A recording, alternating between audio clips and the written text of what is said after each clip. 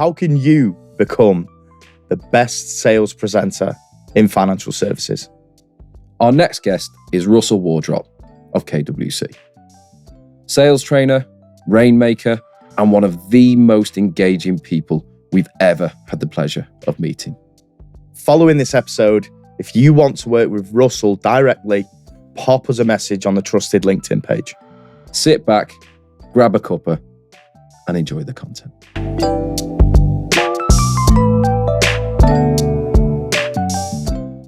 Russell Wardrop, welcome to the Trusted Podcast. You get here all right? I came from Leeds, which was a bit of an education, and I was out there in the industrial estate, and genuinely I was thinking that my father had an industrial waste business in Paisley. I don't know if you know. Yeah, just outside Glasgow. Paisley's just outside Glasgow. If you want to know about Paisley, it's right next to Glasgow Airport. The difference between Paisley and Glasgow is the pubs in Glasgow sell crisps and nuts, and the pubs in Paisley sell TVs and videos.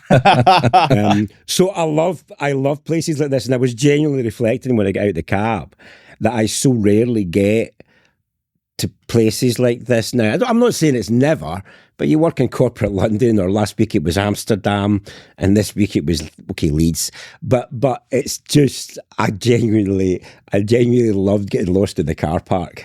Back to the roots, this, isn't it? Back to the roots. Absolutely. And that's a really interesting point. I mean, starting right back at the beginning, you trained to be an architect. Yeah. What on earth made you get into sales? Everyone should have 3 careers. Yeah. So I studied architecture. I can still remember this clearly. I studied architecture, first of all, because I thought there was money in it. And that is not true. It takes 7 years to qualify, and it's geez. But I studied it because I was good at art and I was good at science.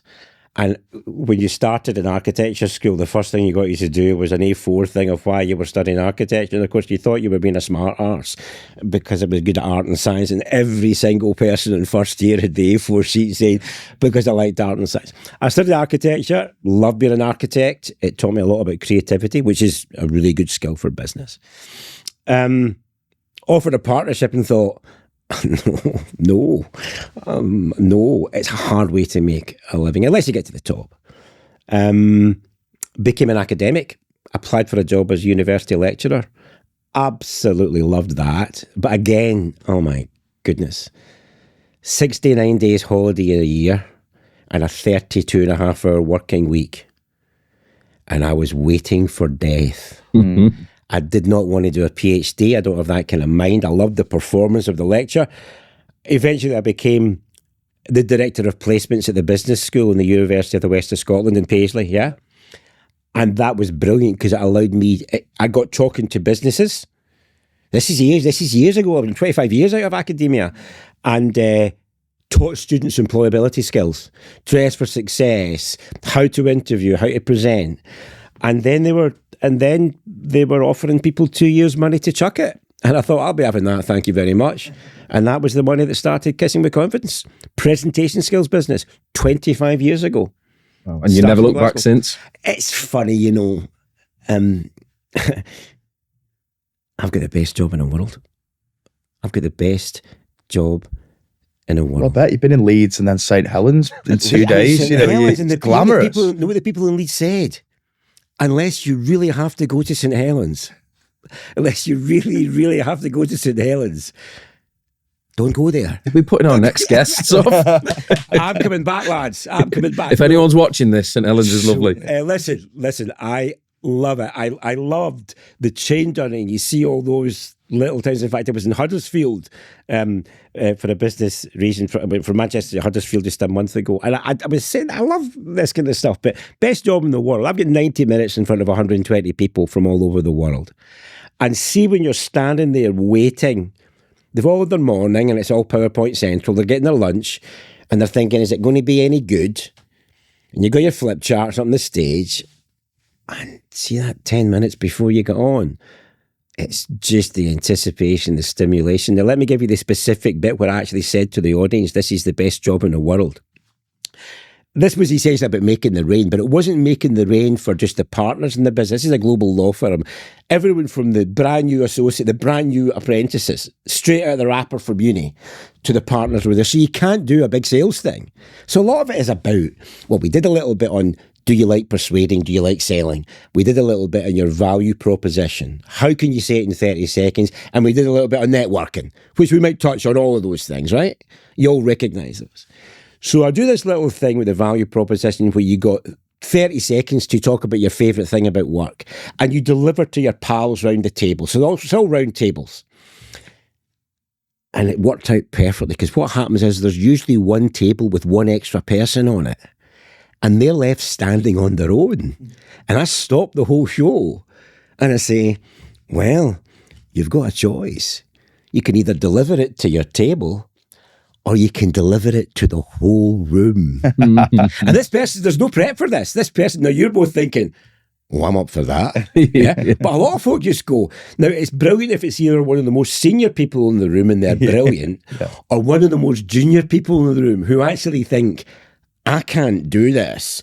But see, when 120 people stand up and give you a round of applause before you've started, you're doing it. So it was one of the most senior people in the room, Irish lady, brilliant at pitching, and she did a pitch perfect 30 seconds and got a round of applause. And I stop and I say, you know, I've got the best job in the world. See, when that's happening in a room and the people are getting it, and somebody in the room outperforms you, if you like, gets a bigger round of applause than you, there are very few better feelings in the world. It's elevation, just the best thing. It's just the best thing. I like no other. Well, it's like a sale. It's like closing a sale.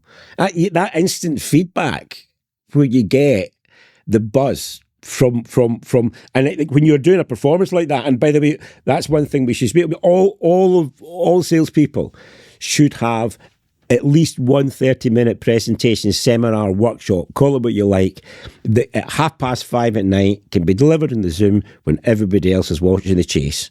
You're watching the chase, and that seminar's on, and you put Bradley on. Do you know why you watch the chase? Because Pointless is rubbish, right? But you put Bradley on mute because you want to hear that 30 minutes. Yeah. And if you do that really, really well, if you've got that kind of collateral that you can go to that hotel room, that workshop, that lunchtime, you've got 20 advisors in the room, and they think, oh, I've never heard it. I've never heard it like that before. That was an interesting take. That's absolutely, it's a very, very similar thing. And touching on that, Russell, you mentioned even in your world, as in ours, people are still going through slide decks and flip charts and boring people to death. There's certainly a place for that. But how can salespeople remain authentic and be sort of off the cuff with a good proportion of what they're doing? So off the cuff, there's the derivation of off the cuff, funnily enough, is from the English Parliament, where people used to write their notes in their cuff. So actually off the cuff is from writing in your cuff. So off the cuff means preparation. And geez, we could just be all day on that one question. You have never been impressed by a PowerPoint presentation. If you've ever been impressed by a PowerPoint presentation, you need to get out more. They don't work ever. Yeah? Now, I'm going to say this, I'm going to extend this from the room, right, to the Zoom. The worst thing you can do in a Zoom meeting when you are saying say that you're in the room and you've been sitting there in a doam for 20 minutes, that's Scottish for bored out your head, and all of a sudden the chair says to you, hey, give us your thoughts, Lewis, on that. Oh, could you make me co-host so I can bore the arse off you with PDFs that no human being should ever see in daylight? Now, I'm not saying that your stats and all the rest of it are not important, but being able to make the emotional connection off the cuff, will come back to that, in the moment, in a meeting or in a seminar room or at a conference, is absolutely crucial. How you communicate determines the effectiveness of your life. A lot of the lawyers yesterday didn't even manage to do 30 seconds, and I gave them 2 minutes to prepare. So becoming a good public speaker, presenter, orator, pitcher, call it what you like, yeah? We work on pitches. The next pitch I've got coming up is worth hundreds of millions for the law firm that I'll work with. We're prepping it already. I'll be telling them to reduce the reliance on technology. I'll be telling them to find their stories. It's about making the emotional connection. So a lot of that is about preparation. Anyone that you see effortlessly being able to extemporaneously, that's what a lovely word that is, that's off the cuff, effortlessly deliver their expertise in the moment, has worked their ass off at it. It's about two things. It's about preparation and practice. Preparation is the thing you do for the gig you've got in front of you. In other words, I've done 2 gigs in the past 10 days. One in Leeds, as I say, and one in Amsterdam. And albeit that the material was similar in both events, one was to very, very senior, mostly partners and directors of a global firm, and the other one I think I mentioned was the whole firm. So you're looking for your first story. And I'm in Amsterdam, and right outside the door of the hotel, massive pair of clocks, right outside a toy shop, and everybody's getting their photo taken with the feet in the clocks. I thought, that's my first story. And why that's the first story is every single person that comes to that conference has either done the clog thing or seen the clogs, or if they say, what's he talking about, the clogs? Somebody around the table's going to go, outside there's a massive pair of clogs. So I was thinking, this is what you're talking about in action, right? I was thinking, I'm going to find a story. Now, you guys could think about this, right? Right? You guys could, well, be appropriately memorable, be visible, be impactful. That's an opening story. So I had a story around be appropriately memorable, be impactful. I had another one, Kirsty MacColl song, In These Shoes, right? Now, you're both smiling and you might know that song, right? It's a brilliant little song. Definitely not doing that one, guys. It's an international audience. They won't know it. So it was going to be impactful. It was going to be memorable, right? Now I'm about to show off if I've not been doing that enough already. At the end of the plenary session with the client before the coffee break, and I was on for 90 minutes after the coffee break, it was a really technical conversation with one of the biggest clients, Tesla, right? Now, these were 2 big hitters. It was all about AI, obviously, and all this kind of stuff, and saving money and all this. Right at the end, the big cheese said, but of course, it's all about communication. Just pick up the phone. And I thought, bingo. I changed my first story during the coffee break to, well, your man there just before coffee break said, it's all about communication. It's all about communication, pick up the phone. And that took me back to the very first keynote I delivered about emotional intelligence skills and communication 20 years ago in Glasgow. And see, once you've done that 5 minutes at the very beginning, everything else is a breeze for the next 85. Now, see, doing that effortlessly, guys, I've been doing this for 25 years and I've failed more times than whatever. But being able to do that, being able to come up with the right story at the right time and extemporaneously deliver what you need to deliver, if you learn to do that properly, you'll still have slides. But you sort out your structure, you sort out your first story and your last story probably, and only then do you look at what kind of technology would help me tell my story, and you only put the technology in after you've started this. You get the storyboard sorted, and only if it's going to make the boat go faster. And it's really hard for people. We don't prepare enough, and we let the slides lead the presentation. That's the big killer, massive killer. You can't get too good at it. So the slide deck should supplement and complement what you're saying, and that should come first. It's a visual aid, not a crutch. And for too many people, it's a crutch. For too many people, the slide deck doesn't even let you stand in the middle of the room. Yeah. And you see all these people starting the presentation in the middle of the room say, I'm really delighted to be here today. They take a step backwards. I really love presenting. I'm going to talk to you about your financial planning for the next 25 years. How can I make you a millionaire? One more step to the side. Before you know it, their arse is against the side wall. Slide number 1. And it's the introduction slide with their name on it. Don't do that, guys. You really don't need it. I mean, I could wax lyrical about that, but the key thing, guys, preparation and practice. Find your stories. That's the stuff you do outside the room. But when you are in the room, less is always more when it comes to technology. That'd be my view. Any more things to go wrong just adds pressure as well. Because if you do use that as a crutch and then suddenly it's not there for you, don't have that adaptability. It's, the best presentation, if you use I see people who are using technology and I'm thinking, you're a miles better presenter than you think you are. You don't need it. The best presentation you'll ever deliver is that conference you go to. You know, these conference tracks, you know, and you go in there and the deck doesn't appear and the slideshow is not on.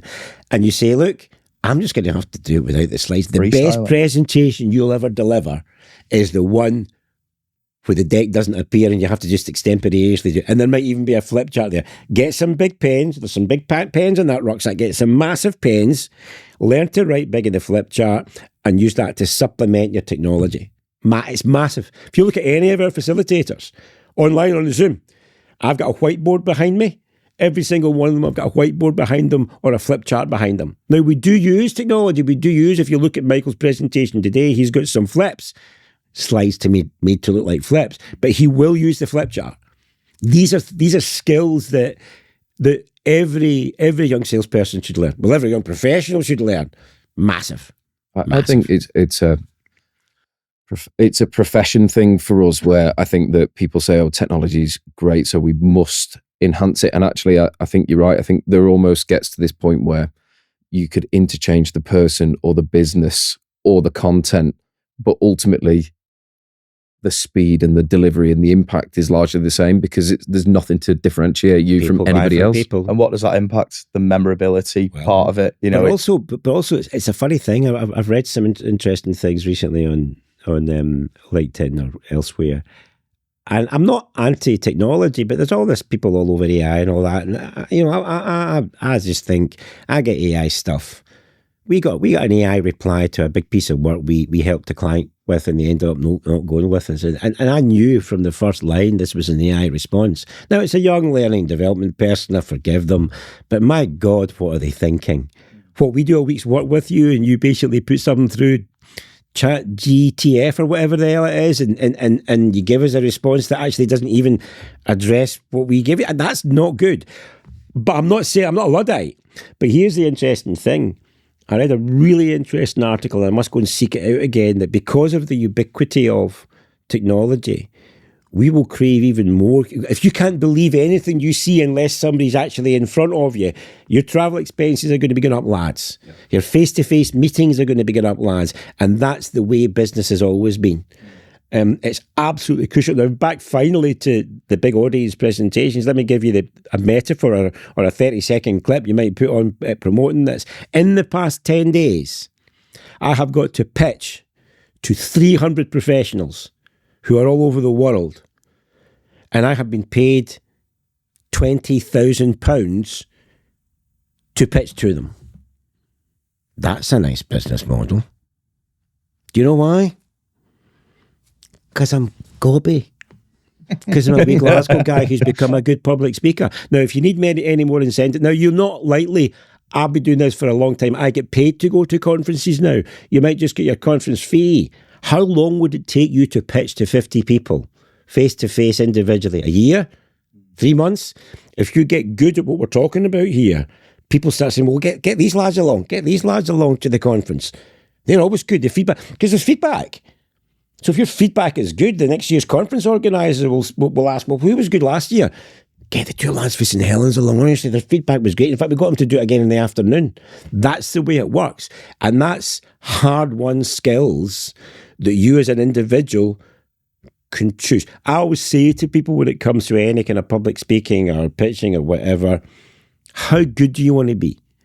And I also say to them, go pick the best speaker you know in your sector, the best speaker, take them out for a coffee and say, how did you get good? And let me give you a guarantee of what they'll tell you. First of all, they'll say, I never used to be any good at this. I'm actually a bit of an introvert.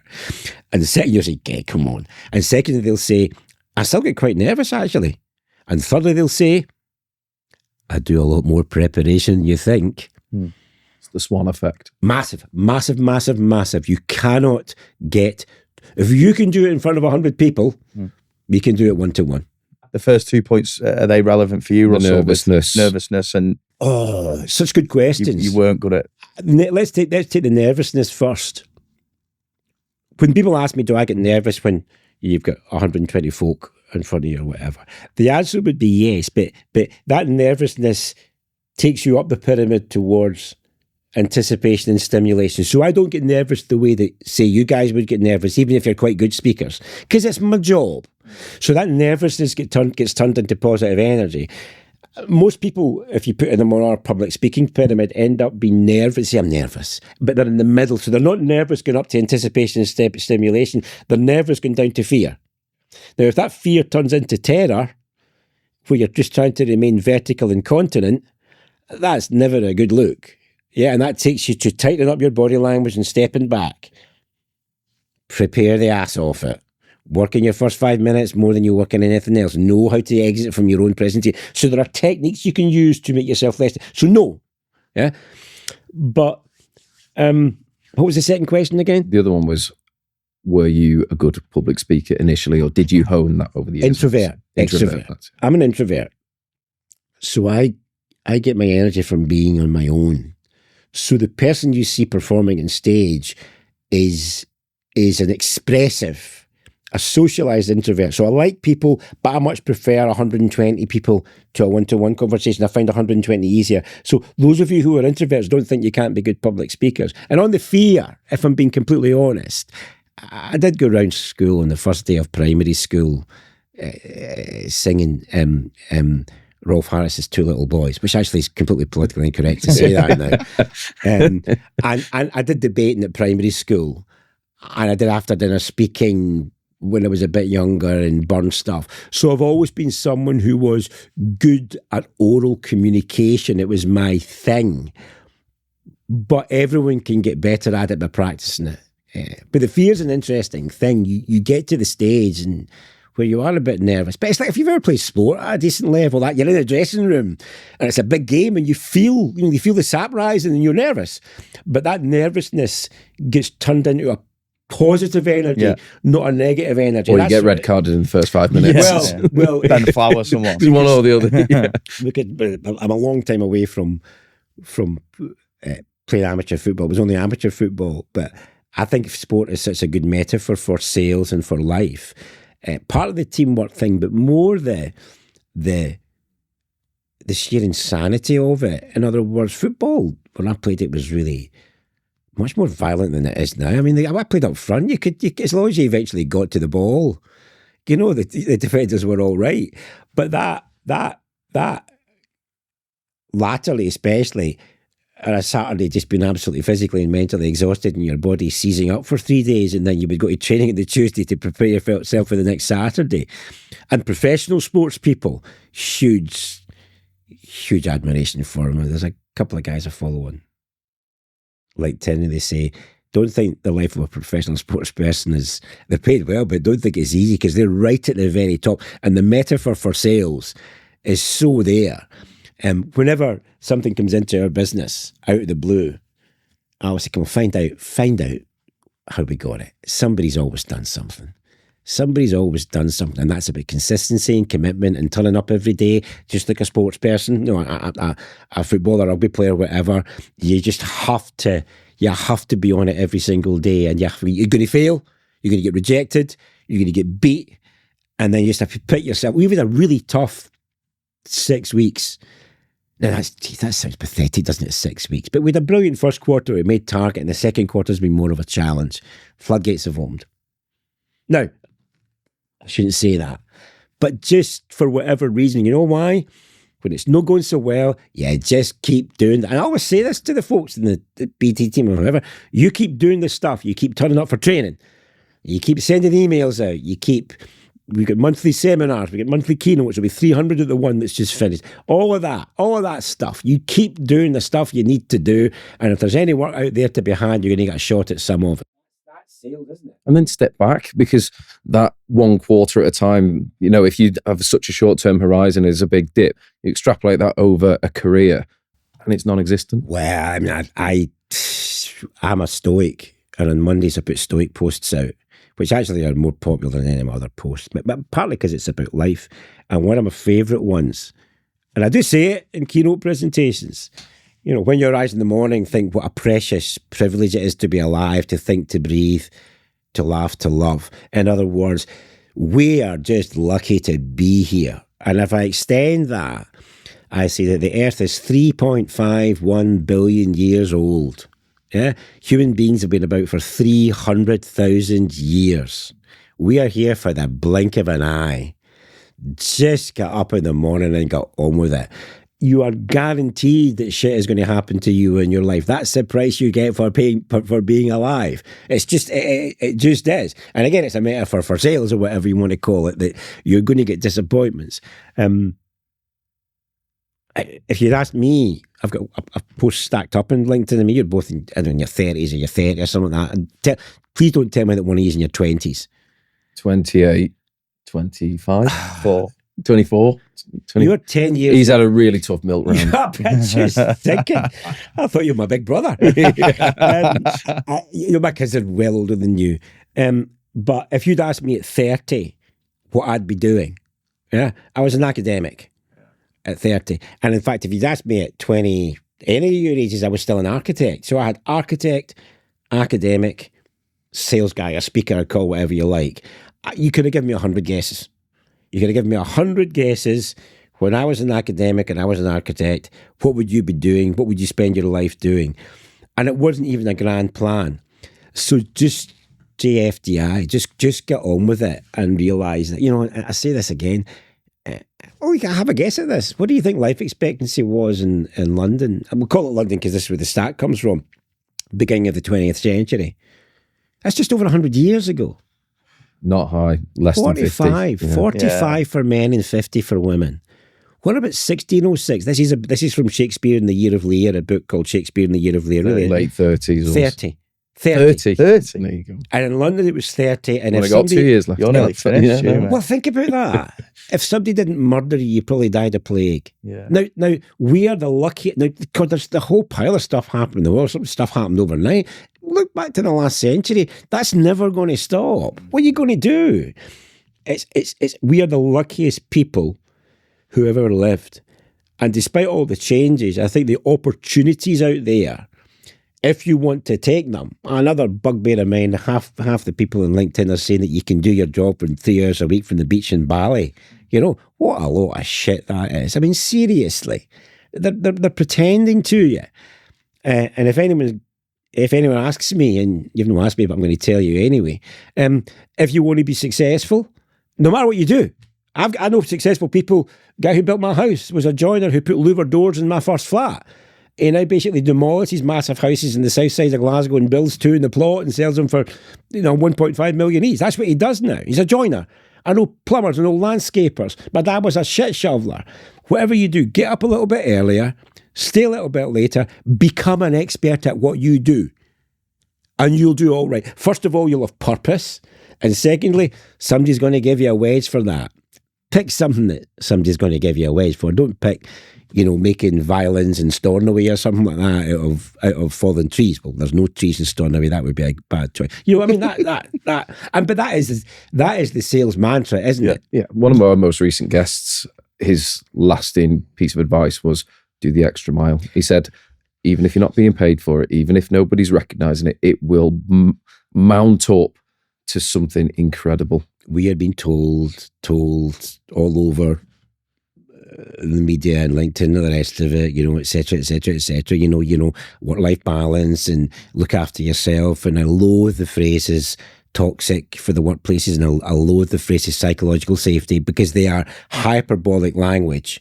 I'm not for good working practice and all the rest of it, and I think this working hard thing is it utterly fascinates me. If you follow a fella called Professor Scott Galloway in LinkedIn, he's really good, New York professor. His dad was a Scot actually. He says, between the ages of when you graduate to your early 30s, work your ass off and get good at something. Work your ass off and get good at something. I mentioned a little minute ago that I've been paid 20 grand for 2 keynotes in the past 10 days. And it might have been that. It might have been a little bit less. It might have been a little bit more. But I know my rates. I don't do the deals, essentially. But it'll be all like that. So I'm a wee guy from Glasgow. Let me tell you about a gig I did when I was 35. I just started the business. It was in the local Rotary Club in Hamilton, right? And they said, come along and do your thing, your wee half hour in oral communication, which I eventually did. My first proper keynote about 2 years later in the MGM Grand Las Vegas, not paid for, but we won a wee Scottish Enterprise competition, and we got to go to the MGM Grand Las Vegas. Stephen Covey was the keynote speaker to 9,000 people in the big auditorium. I had 100 people in a seminar room like straight after Covey. Funny, I mean, God, Don't let the truth get in the way of a good story. well, the funny thing is, I'm going to tell you this story about Covey, right? I'm going to say that, remind me to go back to Hamilton's Rotary Club, but this is just, well, we're in the north, right? So I'm there with a whole pile of people in the GC movement, the GCI, Junior Chamber Internationalists, where I learned to debate and speak. And there's like 20 or 30 Irish and Scots there, and amongst all the place is full of Americans because it's in America. So Covey comes on, and he's ancient. He's ancient. Now he's a god. He's done the 7 Habits of Highly. He comes on, and he's like your granddad. He comes on. And of course, I'd be in America. There's ticker tape, there's balloons, there's dry ice, and the whole place went absolutely radio rental, right? Oh, Steve, you know. And there's 25 Scots and Irish sitting there like that. I mean, you might be Stephen Covey, but you might be shy. No, it was brilliant, but it's just that healthy skepticism. Yeah. Hold on, I don't care who you are. You're not getting a big round of applause. But on that Rotary Club, they said, look, just come along. And there's no fee, obviously.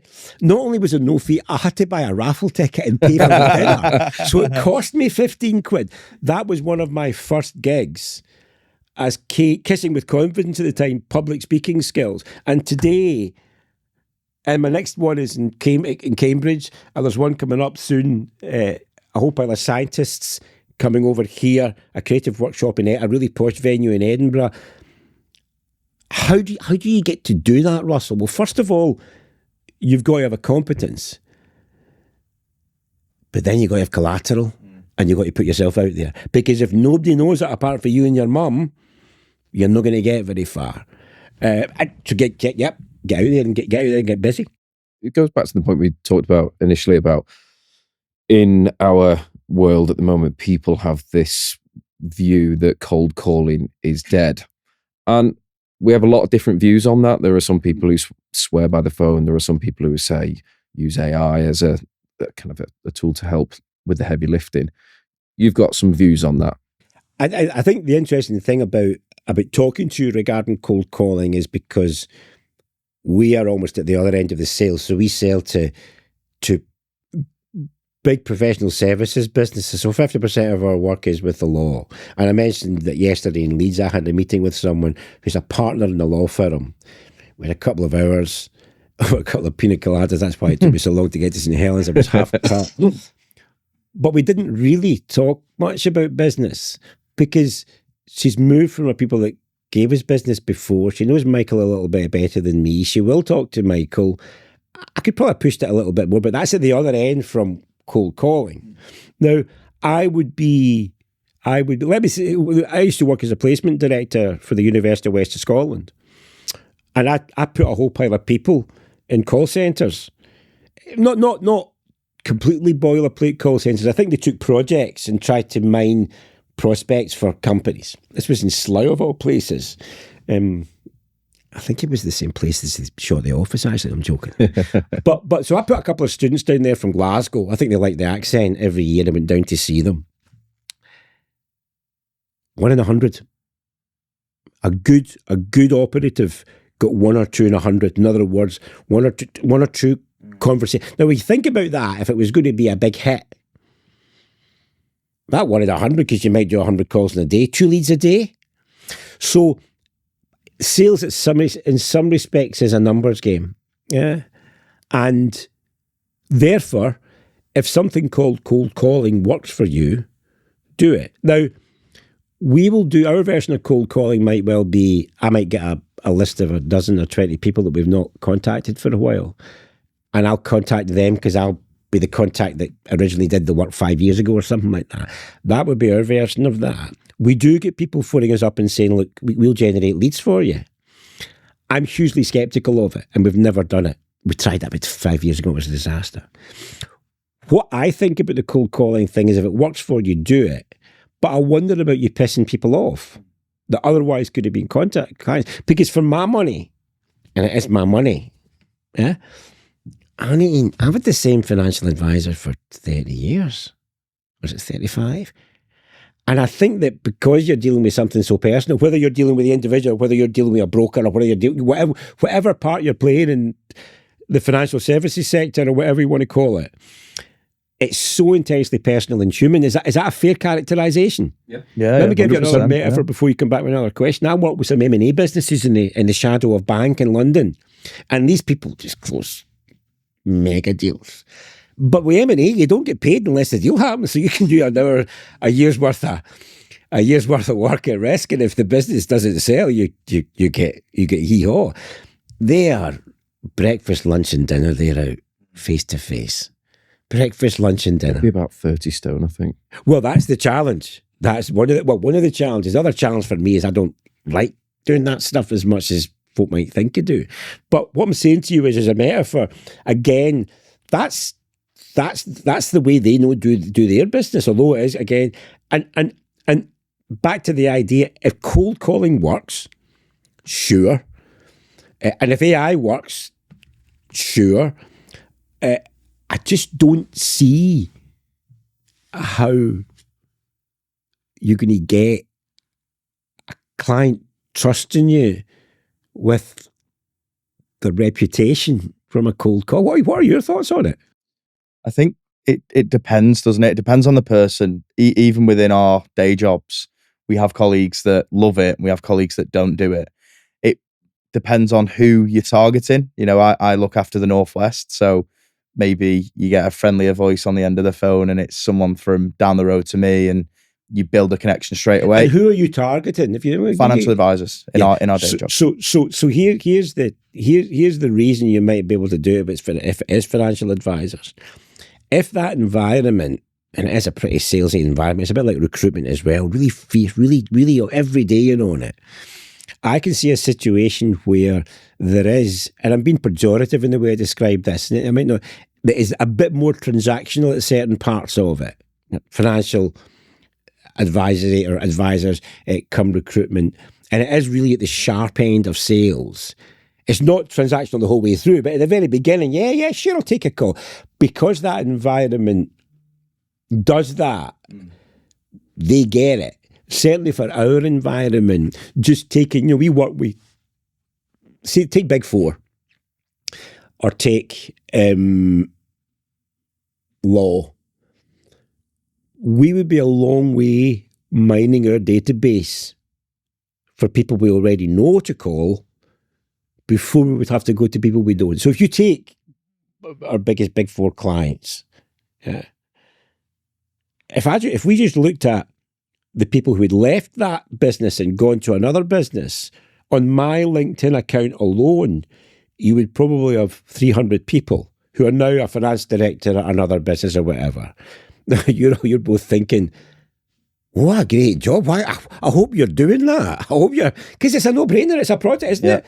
Take those 300 people, find a little bit about them, find their phone number, call them up. We've already got the relationship, the collateral. And in fact, there's one about relationships. The next piece of work I'm doing in Cambridge is an away day for a business. And I put a post out on LinkedIn, and this fella liked it. And I says, hi, Nick. We'll call him Nick. Because that's his name.